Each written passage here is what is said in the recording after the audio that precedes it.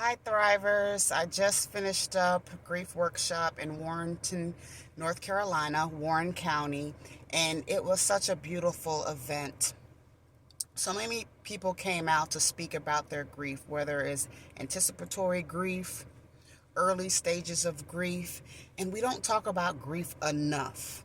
And there are those who may not have experienced the loss of a loved one who was close to them and may not understand why that it could be a year, 5 years, 10 years that someone is still grieving. We live with grief. Grief is not something that we can just be done with. It doesn't have a timetable. It's not something that we can suppress because it will come out in other emotions such as anger, frustration.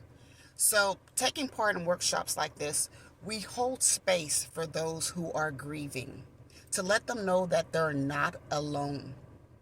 There's all kinds of grief, whether for me, my mother dying, someone loss of a child. We touched on so many types of grief. I want to respect everyone's thoughts and the discussion today.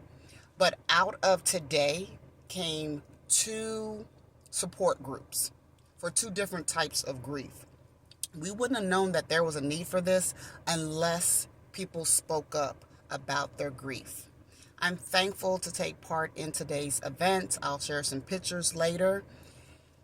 Durham County, Bull City, I haven't forgotten about you. Stay tuned for more details on a grief event that I'm holding in Durham in December. In the meantime, please show yourself compassion and grace during this time as you're living through grief. For those who may not experience grief and may not understand, I implore you to check out a grief workshop so you can understand and be able to support your friend, your loved one through empathy and compassion as well. Take care, everybody.